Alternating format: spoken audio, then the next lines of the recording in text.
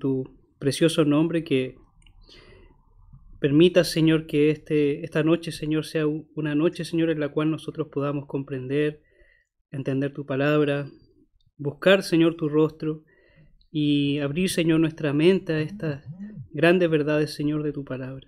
Te rogamos que traigas con bien a nuestro profesor, que me ayudes, Señor, a llegar con bien. Sabemos que todo está en tus manos, en tus propósitos, algo que está fuera de lo planificado, pero todo está dentro de tu control, Señor. Te damos gracias, Señor, en el nombre precioso de Cristo Jesús.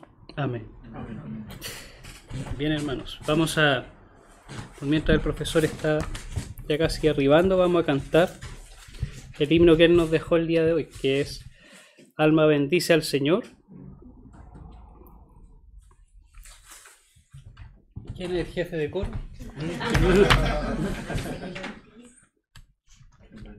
Lo hacemos a la cuenta de 3 nomás. Pongámonos de pie, eso sí, por mal. ¿Sí?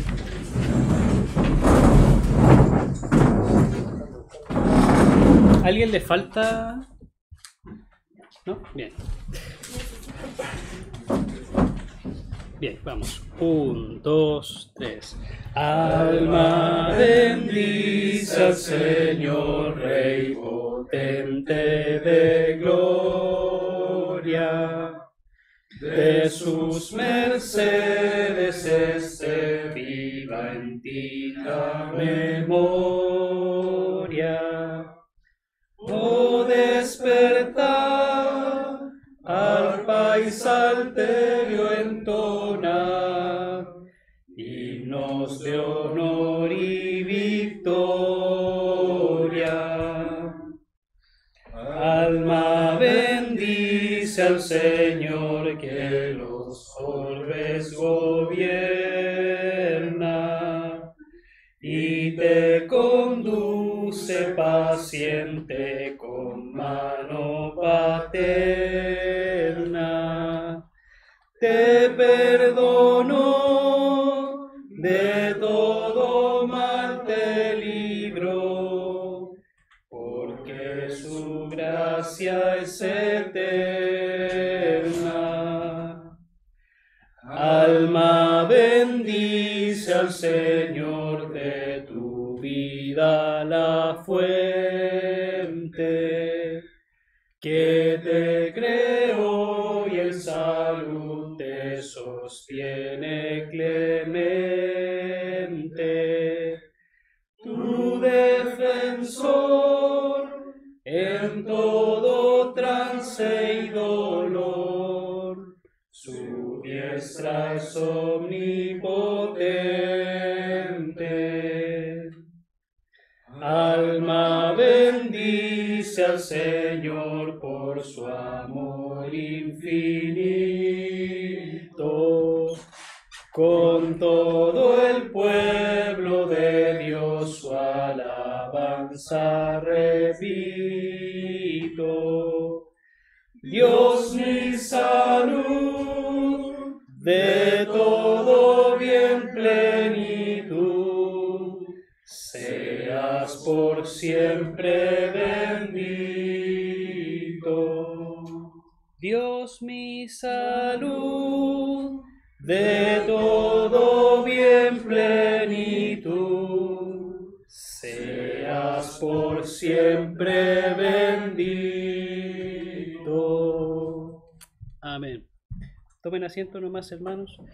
A los hermanos que están vía Zoom, buenas noches, hermanos, a todos. El profesor ha tenido un pequeño retraso debido a que acá en Santiago hay harto tráfico a esta hora y lo seguimos esperando. Está muy cerca, él me mandó su ubicación, así que esperémoslo unos minutos más y ya pronto volvemos con él.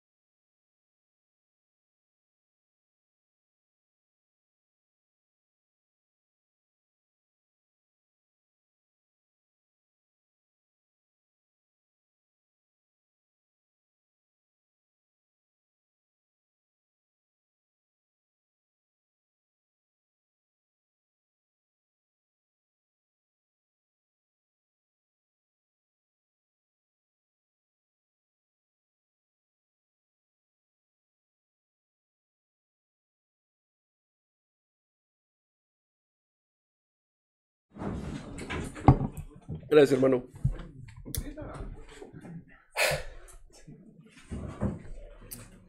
Hoy vemos los atributos de Dios, hoy vemos providencia, así que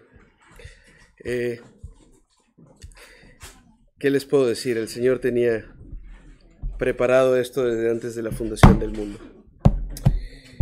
Muy bien, ya está orado, correcto. Rápidamente un par de avisos. He recibido correos de algunos de ustedes, a quienes me han enviado correos, por lo menos hoy antes de las 4:15.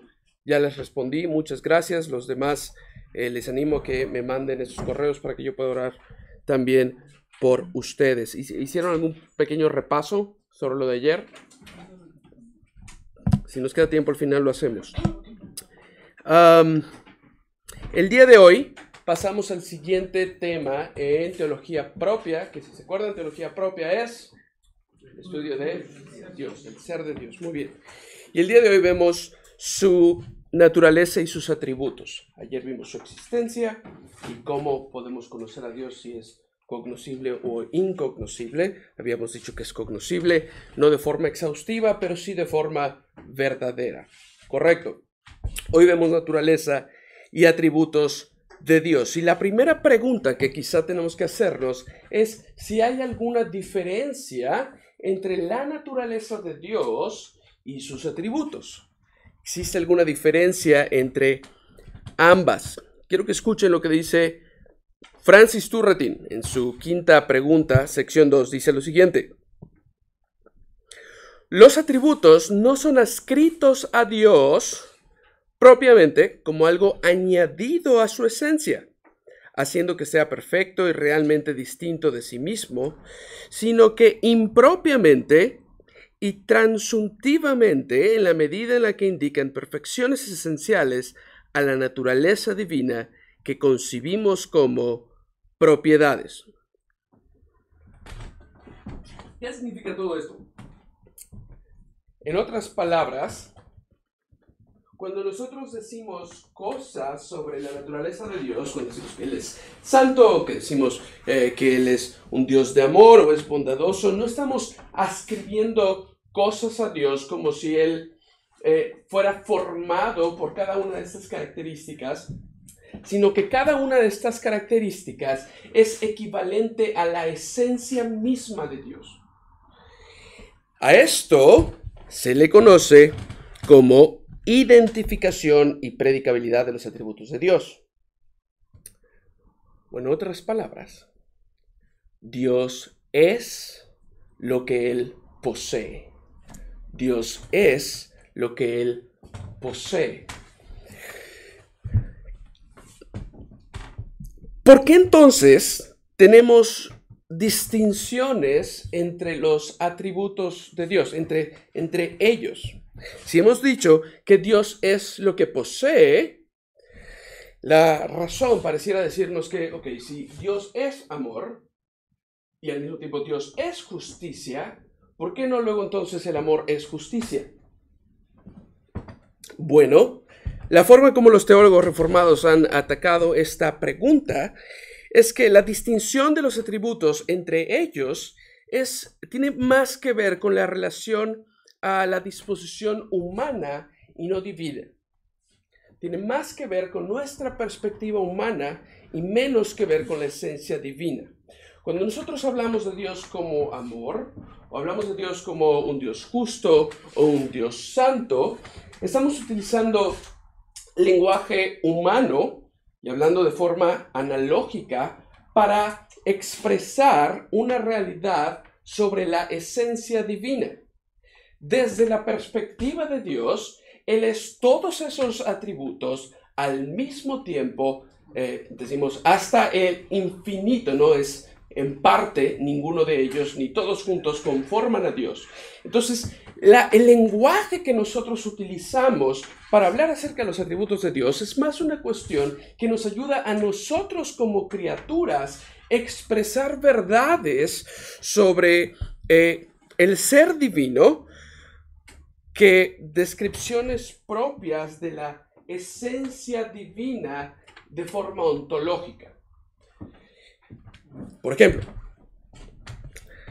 Entonces decíamos, la razón por la que necesitamos varios atributos es porque el lenguaje humano es limitado y ninguno expresa la perfección absoluta del ser divino o profundidad de las riquezas de la sabiduría y de la ciencia de Dios, escribe Pablo en Romanos 11:33. Cuán incomprensibles son sus juicios e inescrutables sus caminos.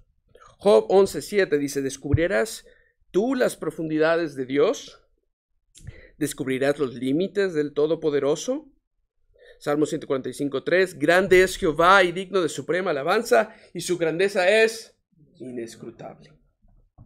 Entonces, aunque cada atributo es individualmente insuficiente para comunicar la perfección absoluta de Dios, en conjunto proporcionan categorías con las cuales conocemos verdaderamente al Dios que se ha revelado en la Escritura. ¿Y por qué esto es importante cuando estamos haciendo teología y más aún cuando estamos haciendo ministerio? Es porque brinda un balance al mismo tiempo teológico y ministerial. No sé si se han encontrado con algún tipo de persona o publicaciones o pastores o teólogos o lo que sea que enfatice especialmente algún atributo de Dios a expensas de otros. Gente que quizá diga, Dios tiene justicia, o Dios tiene misericordia, o Dios quizá tenga ira, pero Dios es amor. Bueno, Dios es amor, eso es cierto. 1 Juan 4:8 dice, el que no ama no conoce a Dios porque Dios es amor. Pero esa realidad no es más primordial, no es más fundamental de la realidad de que Dios es luz. 1 Juan 1:5, y este es el mensaje que hemos oído de él, y os anunciamos, Dios es luz, hablando de su verdad, y en él no hay ninguna tiniebla. Ni tampoco es más importante que la realidad de que Dios es espíritu. Juan 4:24, Dios es espíritu, y los que le adoran deben adorarle en espíritu y en verdad. Hablando de la infinidad de Dios, que Dios no puede ser encerrado en un lugar, él es espíritu y es infinito en este sentido. El hecho de que Dios sea amor tampoco preclude la verdad o debe ser expuesto a expensas de la verdad de que Dios es fuego consumidor. Dios es fuego consumidor, Hebreos 12:29, porque nuestro Dios es fuego consumidor, que nos habla de la justicia de Dios. Entonces, cuando estamos hablando de los atributos de Dios, es bien importante que entender que todo lo que Dios posee, Él es. Todo lo que Dios posee, Él es.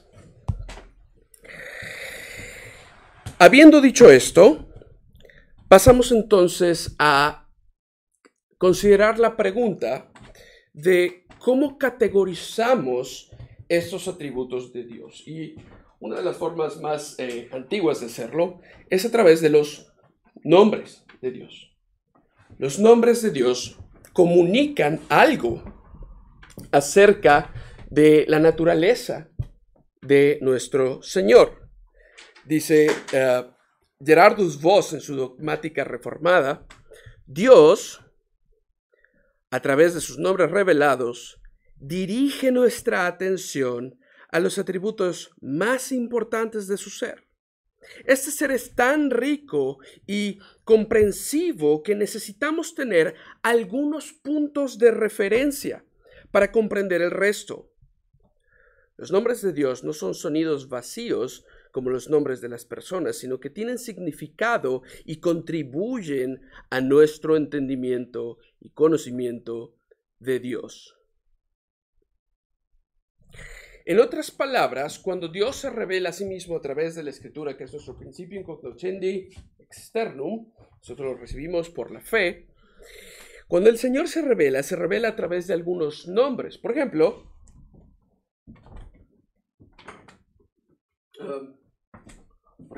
Él o Elohim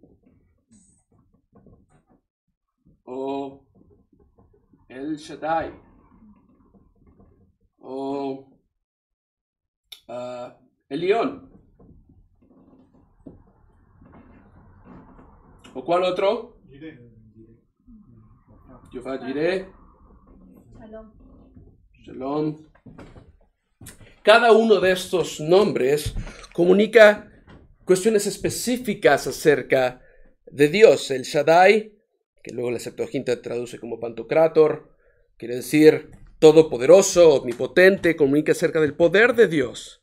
El o Elohim comunica acerca de la fortaleza de Dios. Adonai, traducido después como Curios, habla sobre el señorío de Dios, Dios como rey. Y tradicionalmente Yahweh nos habla sobre la aceidad de Dios, o un ser que es independiente de todo lo demás. Entonces, es importante entender que cada vez que vemos un nombre de Dios en las Escrituras, están tratando de comunicar algo específico acerca de sus atributos. Y este es el punto de inicio por el cual empezamos a construir nuestra teología. Al mismo tiempo, algo que van a ver en todas las dogmáticas reformadas o teologías sistemáticas, es que cuando el autor está hablando sobre los atributos de Dios, se disculpa de no poder tratarlos absolutamente todos. Porque si tratamos absolutamente todos los atributos de Dios que son mencionados en la Escritura, no vamos a terminar. Por eso, los teólogos reformados han decidido categorizar estos atributos. Y hay muchas formas de categorizar los atributos de Dios, pero la más común, la más importante y la que ustedes se tienen que aprender es la distinción entre atributos comunicables e incomunicables.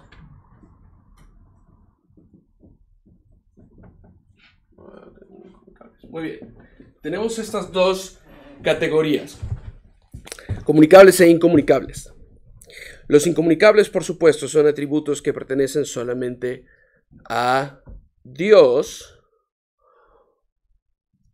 mientras que los comunicables tradicionalmente se entienden como atributos que pueden reflejarse en los seres humanos. Y aquí es importante recordar el lenguaje que vimos ayer sobre conocimiento univocal, equivocal y analógico.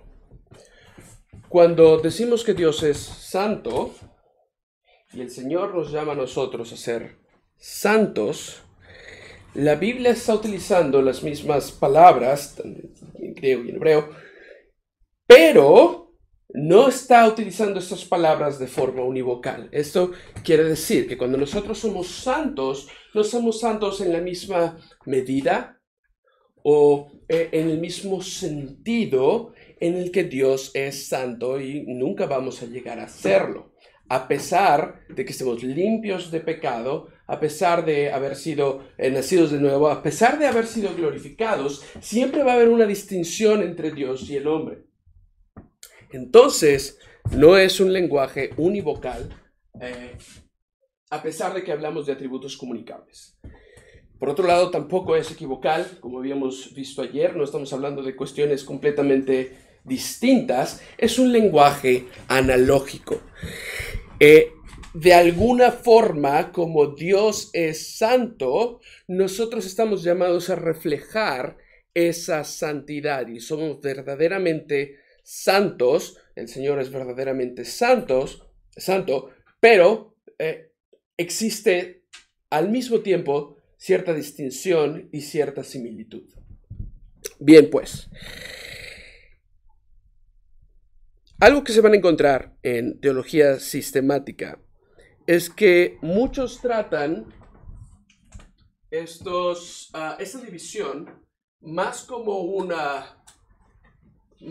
espectro, ¿verdad?, que como una distinción clara. Y esto tiene algo de razón. Aún los atributos incomunicables de Dios podemos encontrar ciertos vestigios de ellos en el ser humano. Por ejemplo, cuando hablamos de la inmutabilidad de Dios, nadie va a pensar que un ser humano es inmutable. Nosotros crecemos, nosotros cambiamos, nosotros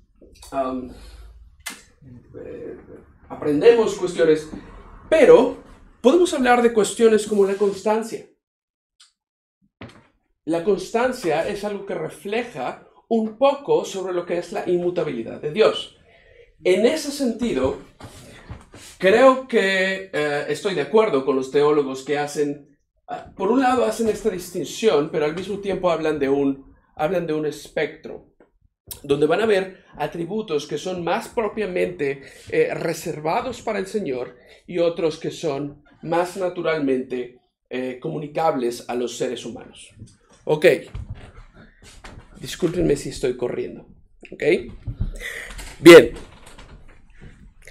Otra observación interesante y creo también importante sobre este tipo de distinción, y habiendo mencionado la cuestión de los grados de comunicabilidad o un espectro, es que esto también nos lleva a pensar en Dios como un ser al mismo tiempo trascendente y un ser que es inmanente, un ser que reserva algunas cuestiones para sí, que está tan separado de nosotros que tenemos que adorarle como Dios, pero al mismo tiempo un ser que ha puesto su imagen y semejanza en la criatura, un ser que se identifica voluntariamente con nosotros. Entonces, estas distinciones nos llaman a ver tanto la trascendencia como la inmanencia de Dios. ¿Hasta aquí alguna duda? ¿No? Bien. Continuamos. En primer lugar, vamos a ver los atributos incomunicables. Entre los atributos incomunicables de Dios, vamos a tener simplicidad, vamos a tener infinidad, vamos a tener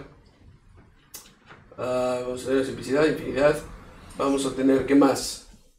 Soledad, aceidad. Aceidad. Vamos a tener inmutabilidad. Qué horrible, L. Y vamos a tener impasibilidad. Como les he dicho, podríamos listar más. Diferentes sistemáticas les van a mencionar diferentes atributos. Creo que estos son suficientes para el propósito de esta clase. Número 1, simplicidad. ¿Qué quiere decir la simplicidad de Dios? Bueno, en resumen, que Dios es uno y sin partes. Dios es un solo ser que no puede ser dividido. No tiene partes que podamos tomar de él. Escuchen cómo comienza la primera oración de la confesión belga, uno de los símbolos de la unidad de la Reforma continental. Todos creemos en nuestros corazones y confesamos con nuestras bocas que hay un solo ser, simple y espiritual, a quien llamamos Dios. Y es interesante porque hemos escuchado de Dios como espíritu, hemos escuchado de Dios como uno, pero pocas veces en la iglesia, quizá no sea la doctrina más famosa, pocas veces escuchamos de Dios como un ser simple. Es una doctrina clásica de la fe, pero no la más conocida. Simple no quiere decir que Dios es sencillo.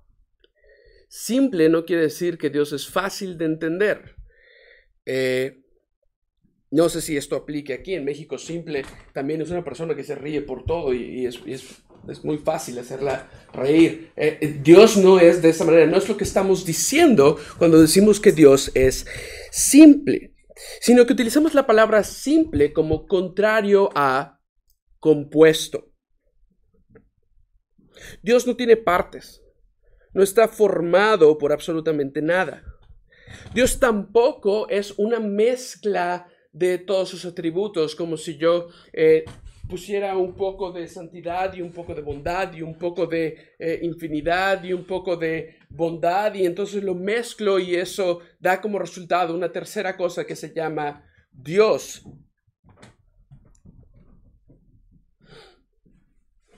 Dios tampoco es un ser que pertenezca a ninguna categoría. Dios no es una clase de ser. Tenemos una clase de ser que se llaman dioses y nuestro Dios es parte de esa clase. No, la doctrina de la simplicidad dice que Dios es su propia categoría. Y es el único que está en esta categoría. Es una categoría por sí mismo. Bavinck dice lo siguiente: si Dios estuviera compuesto por partes, esto pondría en peligro su perfección, su unidad, su independencia y su inmutabilidad. Detengámonos un poquito a pensar por qué Bavinck diría algo así. ¿Cómo se relaciona la perfección de Dios con la simplicidad de Dios? Vamos a entrar un poquito más en esto cuando veamos inmutabilidad. Pero cuando hablamos de los atributos de Dios, otra forma de hablar de esos atributos es hablar sobre las perfecciones de Dios. Dios es el único ser que es absolutamente perfecto. A Dios no le hace falta nada, no necesita nada más. Y si quitáramos una de esas partes de la perfección de Dios, si fueran partes, entonces Dios sería menos perfecto. Si pudiéramos añadir otra perfección a Dios, eso significaría que sin esa perfección, entonces Dios no sería absolutamente perfecto. Por eso la doctrina de la simplicidad está relacionada intrínsecamente con la perfección divina.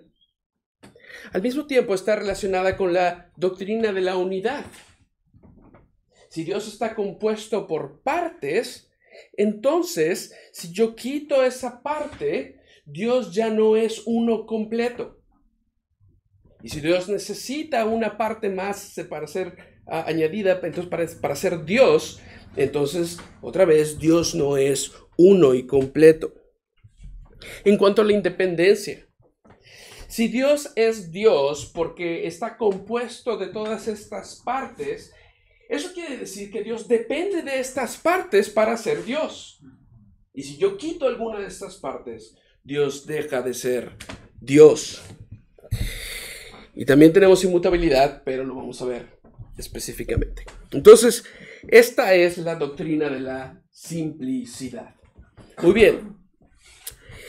Pasemos a la aceidad de Dios. Aceidad es una palabra de latín que quiere decir de o desde, y se, que podríamos traducir como sí mismo. Sí mismo, ok.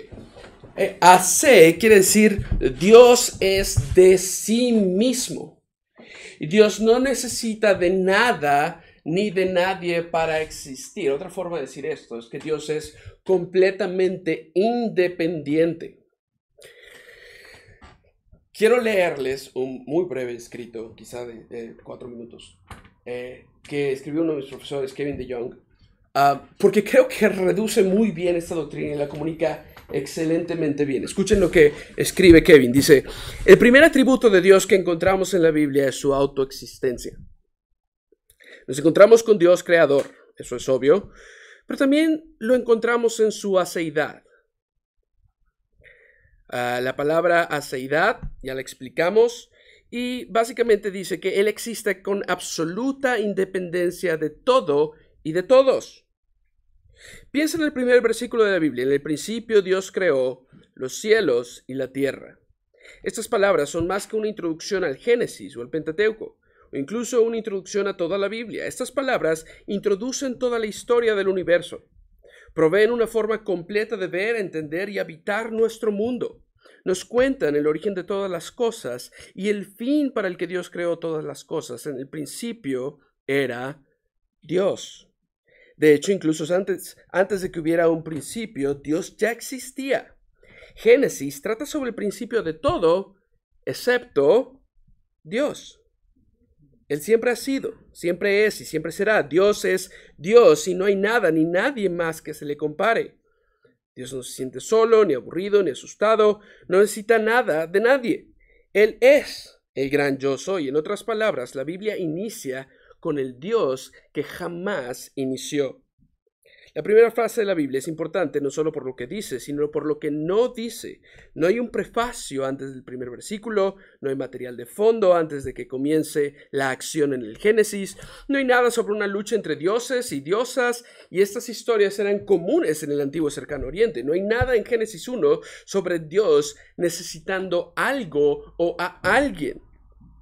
No hay nada sobre materia preexistente que Dios moldea y da forma. La historia que tú y yo habitamos es una historia que tiene a Dios como su autor, su objeto y su centro.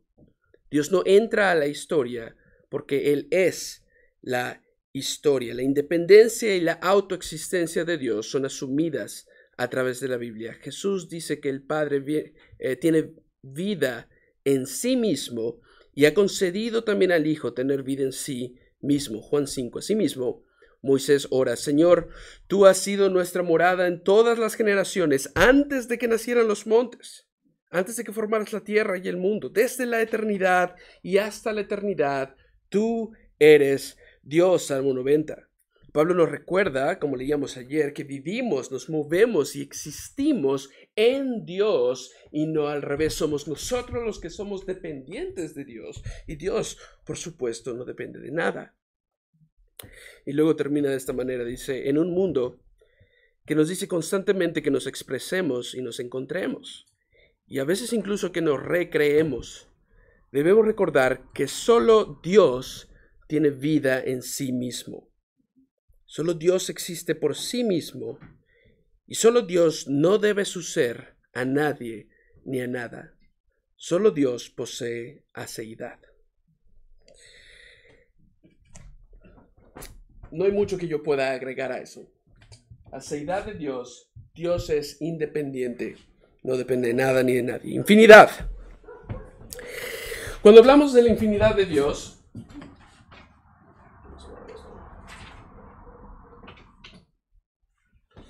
vamos a hablar de la infinidad de Dios en tres sentidos.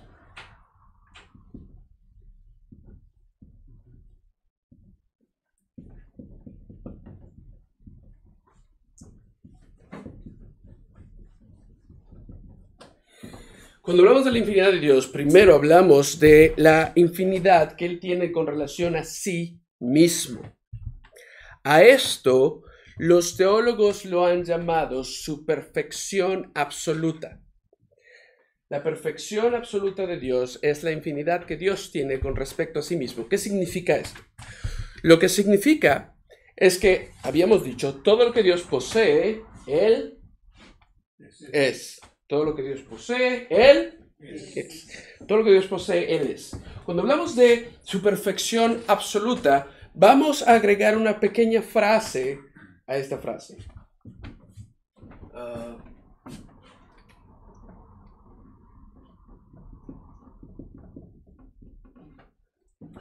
Todo lo que Dios posee, Él es, y Él es ad infinitum. Eso quiere decir, Él es hasta lo infinito. ¿Qué significa esto? Dios no es solo parcialmente santo, parcialmente justo, parcialmente amoroso, o es en gran medida santo, o bastante justo. La justicia de Dios es ad infinitum.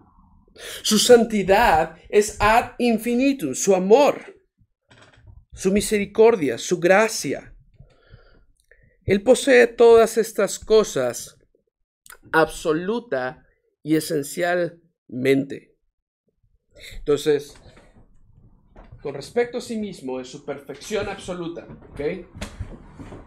Por acá, bla, bla. Perfección absoluta. Número 2. Con relación al tiempo, la infinidad de Dios nos habla de su eternidad. Correcto. Nos habla de su eternidad. Bien. Esto quiere decir que Él no tiene ni principio ni fin. Dice el Salmo 90, de la eternidad y hasta la eternidad, tú eres Dios. Dios no tiene un antes y un después como nosotros. Él siempre ha sido, siempre es y siempre será. Y aquí hay una distinción que tenemos que hacer.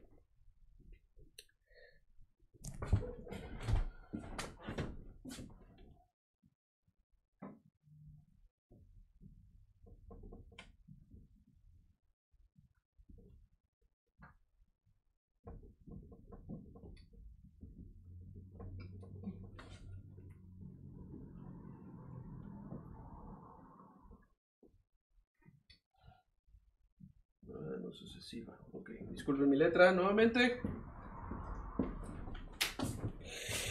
Cuando estamos hablando sobre la relación que Dios tiene con el tiempo, en realidad los teólogos hacen una distinción o una clarificación donde dice, en realidad nos referimos a el tiempo porque la forma como nosotros experimentamos algo más que se llama duración es a través del tiempo, pero el tiempo realmente es un tipo de duración que es duración sucesiva.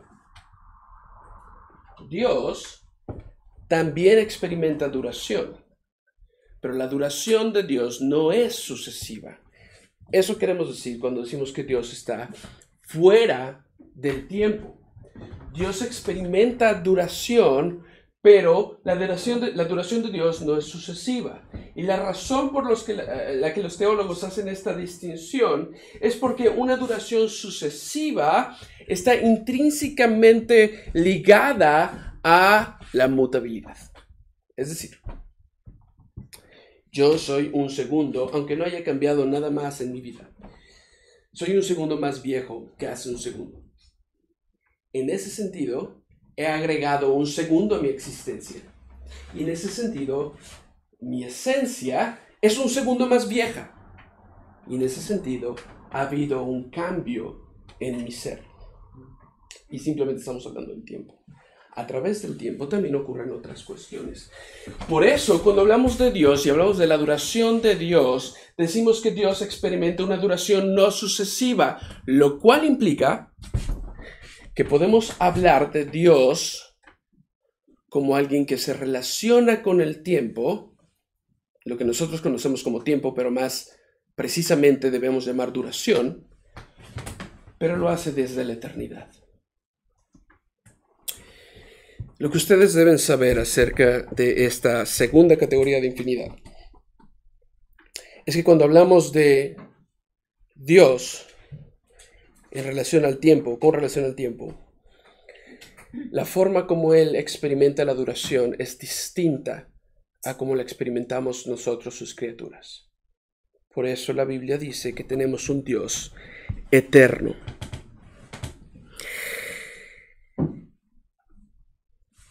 ¿Dudas hasta aquí? Ok, vamos a avanzar un poquito más. Sí. En cuanto al espacio. Ahí vamos. Bien. Número 3. ¿Qué pasa el tiempo? En relación al espacio. Cuando hablamos de la infinidad de Dios en relación al espacio, vamos a hablar... Perdón. Vamos a hablar de la inmensidad de Dios. Inmensidad de Dios.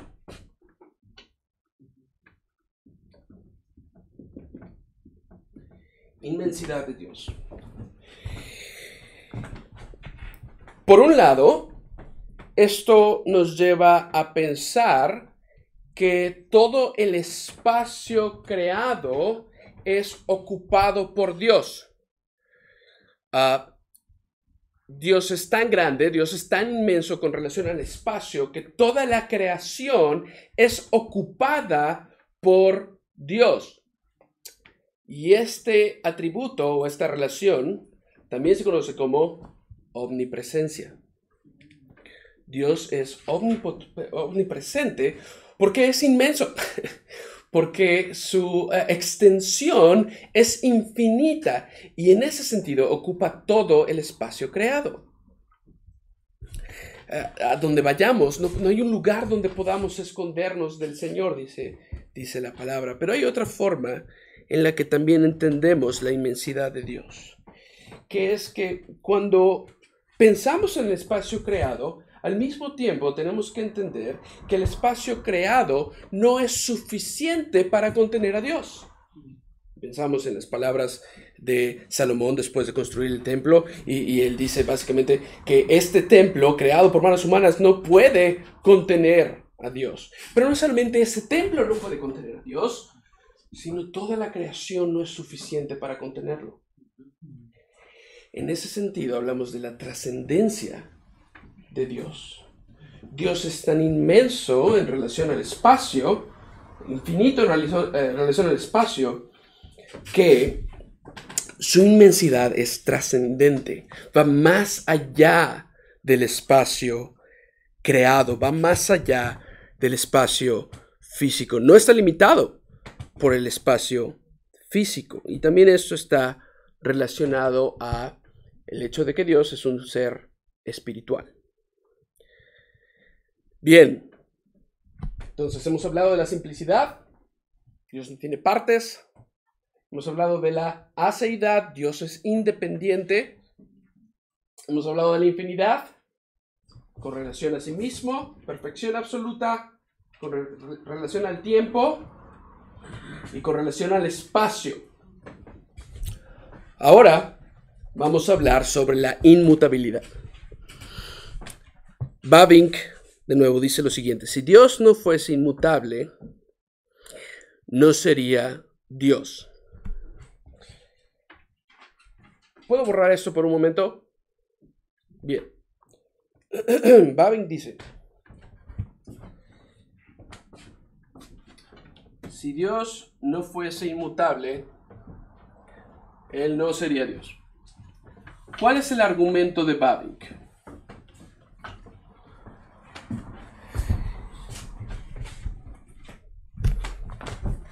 Si Dios es mutable, otra forma de decir eso es que Dios cambia. Dice Bavinck: si Dios cambia, esa es una B, si Dios cambia, Él cambia ya sea para dejar o para adquirir una perfección.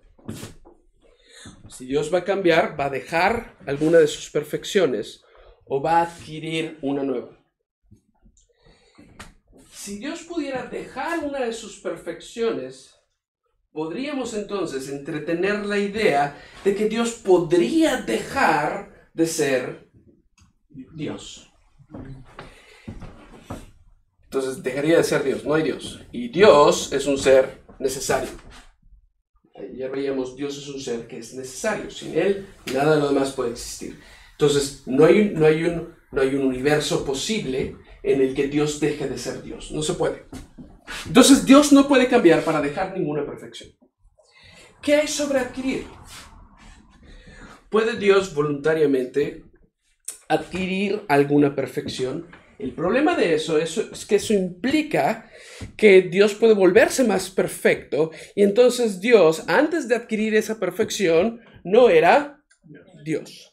Entonces Dios no puede adquirir ninguna nueva perfección, porque si adquiere alguna perfección, entonces se entiende que no es Dios, pues Dios es absolutamente perfecto y esta perfección no puede incrementar, porque todo lo que Dios tiene, Él es, y Él es ad infinitum. Bien. Además, habría que hacerse la pregunta: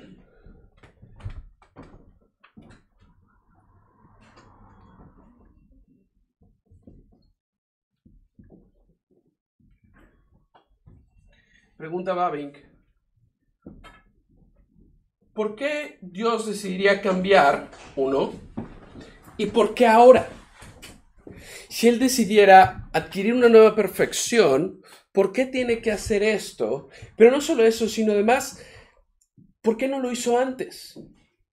¿Por qué esperar determinado tiempo en su duración eterna para adquirir una perfección? Más aún, vamos a prestar atención a esto, más aún, si existe alguna perfección adquirible fuera de Dios, ¿ok? Esto presupone que existe un bien más allá y aparte de Dios. Vemos cómo esto, nuevamente, se relaciona con su simplicidad, con su inmutabilidad, con su aceidad, con su perfección. Si existe una perfección que Dios necesita adquirir, entonces si la necesita ya no es un ser con aceidad, es un ser dependiente. Esto es lo que ha llevado a Bavinck, y ese es el argumento de Bavinck, por lo cual Dios no puede cambiar. Malaquías 3:6 dice, porque yo, el Señor, no cambio. Por eso vosotros, hijos de Jacob, no habéis sido consumidos. Y aquí hay algo que creo que es importante mencionar, relacionándolo un poquito al ministerio. La doctrina de la inmutabilidad de Dios fue atacada recientemente precisamente porque es difícil para las personas relacionarse con un Dios que parece no cambiar independientemente de las circunstancias. Y eso se conecta un poco con la impasibilidad. Es decir, es difícil imaginar que alguien que es bueno y misericordioso, alguien que comprende nuestras luchas, no cambia su disposición conforme a nosotros cuando sufrimos, por ejemplo. Pero fíjense cómo lo aplica el profeta Malaquías. Lejos de presentar a un Dios estoico, un Dios que no le interesa a su pueblo, y conectar su inmutabilidad con un Dios lejano, volvamos a escuchar lo que dice, porque yo, el Señor, no cambio, por eso vosotros, hijos de Jacob, no habéis sido consumidos. Cuando hablamos de nuestra salvación, y seguramente tendrán un curso de salvación más adelante y verán estas cosas, pero cuando hablamos de salvación, hablamos de una de las doctrinas de la salvación, que es la perseverancia de los santos. La perseverancia de los santos está fundamentada en la inmutabilidad de Dios. Es porque Dios ha elegido a un pueblo y ha decidido amar objetivamente a un pueblo que podemos estar seguros de nuestra salvación. Es por eso que podemos confiar que a pesar de la prueba, a pesar de quizá una caída fuerte, si hemos sido elegidos, si hemos sido predestinados, el Señor nos puede perdonar. El Señor tiene misericordia para con nosotros. El Señor tiene gracia para con nosotros porque su misma esencia es inmutable. Y sus decretos y todo lo que hace en esta creación procede de esta esencia que es inmutable. Bien. ¿Puedo borrar esto? Entonces, el argumento de Bavinck es importante. Correcto.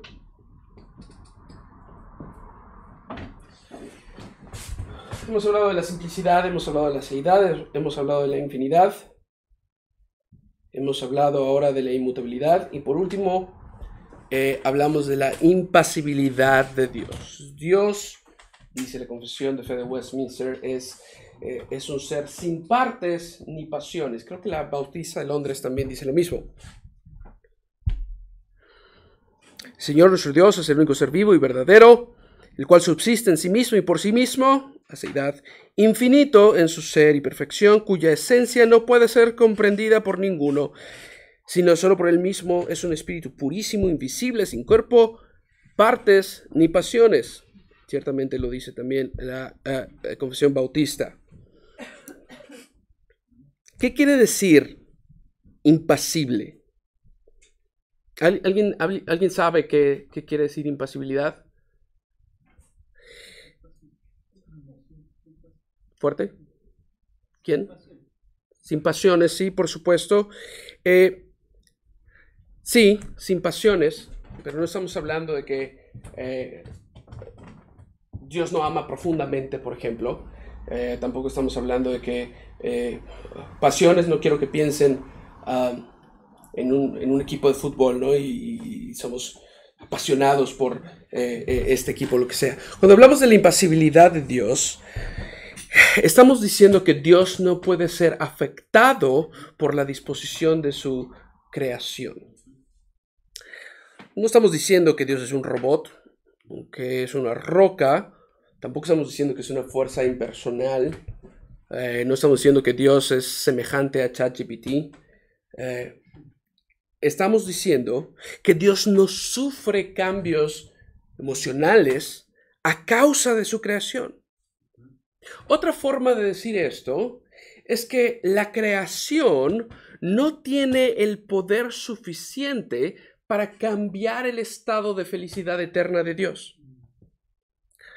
La impasibilidad de Dios y su inmutabilidad están intrínsecamente relacionadas.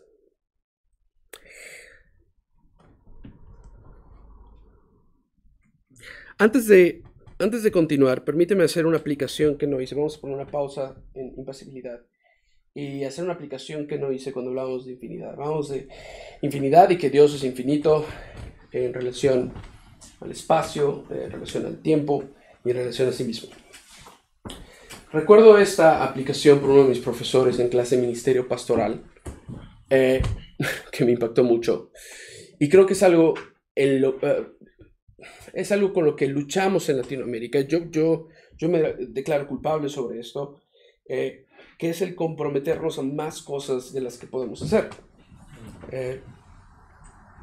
No sé si te ha pasado, pero nos gusta comprometernos, nos gusta sentirnos útiles, nos gusta ayudar, nos gusta servir, nos gusta incluso cuestiones piadosas como quiero leer las publicaciones de este ministerio y de este otro ministerio y de este ministerio. Cuando me doy cuenta estoy suscrito a 18 ministerios distintos.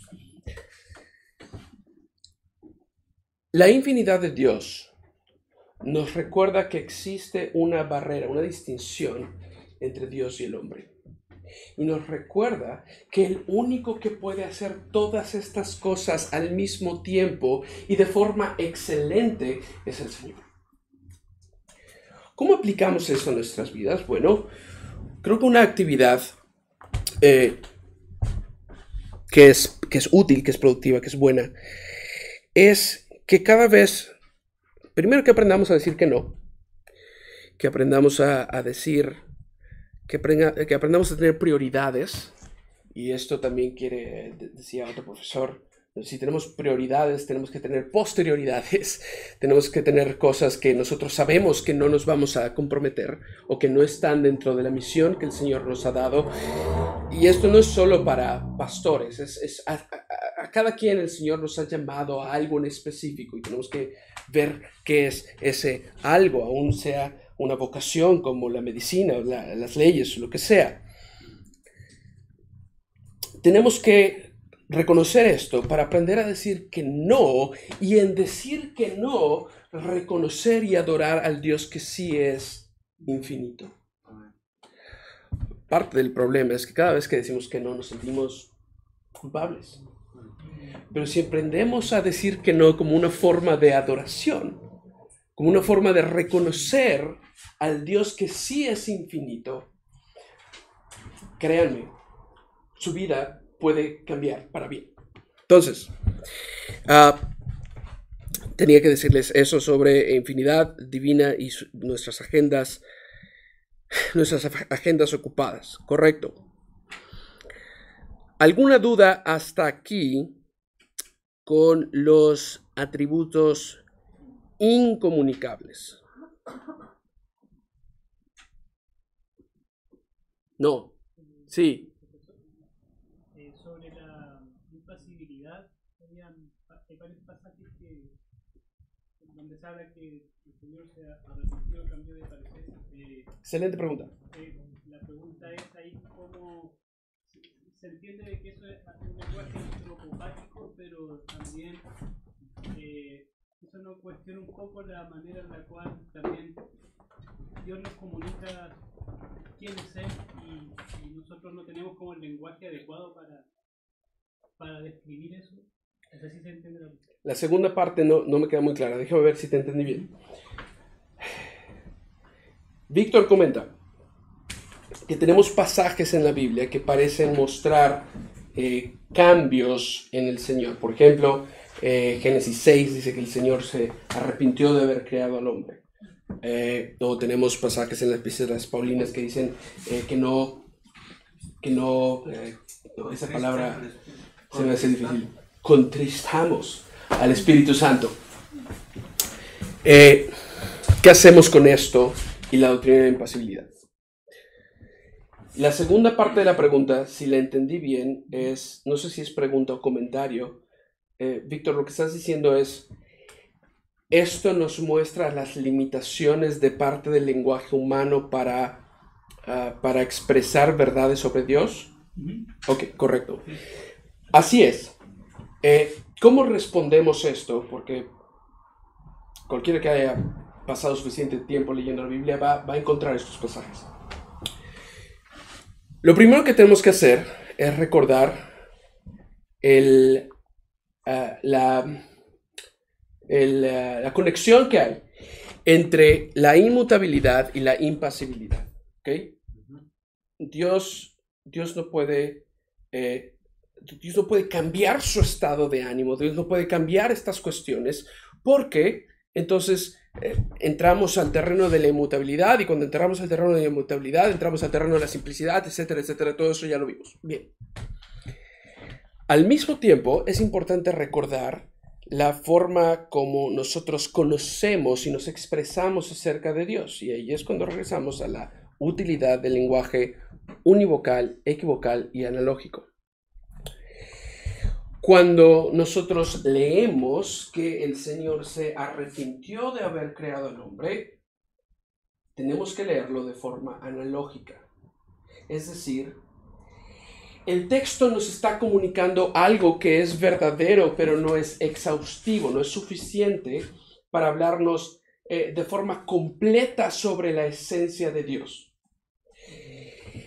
La disposición de Dios acerca del hombre cambia no porque la esencia de Dios cambie, no porque el hombre tenga la capacidad de interrumpir la felicidad eterna de Dios, sino porque cuando estamos, veámoslo de esa manera, cuando estamos parados en los caminos del Señor, piensen en el Salmo 1, la senda que es del Señor, nosotros podemos ver desde nuestra perspectiva, nosotros podemos ver el amor y la gracia y la misericordia y la bondad y la bendición del Señor. Y cuando yo cambio, cuando yo me salgo de ese camino, entonces mi perspectiva con respecto al ser y la esencia eternas e inmutables del Señor cambia.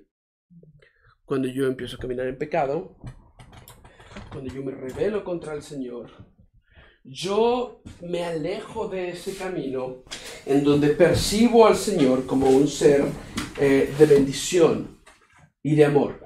Dios no cambia. La perspectiva humana acerca del Dios infinito e inmutable es la que cambia. Entonces son esas tres cosas que tenemos que tener en cuenta. La primera es, perdón, cortocircuito. La primera es en la relación con la inmutabilidad. La segunda es el lenguaje univocal, equivocal, analógico. Y la tercera es la cuestión de perspectiva. Existe una analogía que les puedo compartir y también les voy a decir por qué a mí me gusta, ¿ok? La analogía es...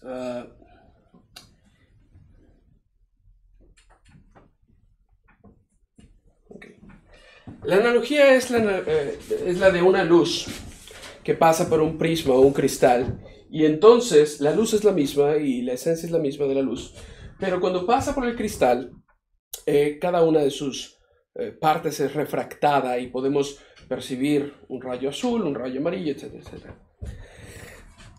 Creo que es útil para entender otra vez de forma analógica lo que la Biblia está explicando. El problema es que está muy cerca de una herejía que se llama parcialismo. Es decir, ¿por qué aquí no vemos la luz como una luz blanca? Porque la luz blanca tiene una parte que es azul, tiene una parte que es amarilla, tiene una parte que es roja. No sé si eso es correcto, no soy físico, pero entienden el punto. Por eso no me gusta esa analogía. Y una de las cosas que vamos a ver en teología propia, especialmente cuando hablamos de la Trinidad, es que Dios es inescrutable. No va a haber una analogía que podamos usar que nos ayude a entender al 100% el ser de Dios. Mi preferencia personal es evitar las analogías, y especialmente cuando son analogías trinitarias. Hasta ya. Vamos a hacer una cosa, vamos a tomar un descanso de 5 minutos, más para mí que para ustedes. 5 minutos y continuamos con los atributos comunicables, ¿correcto? 5 minutos.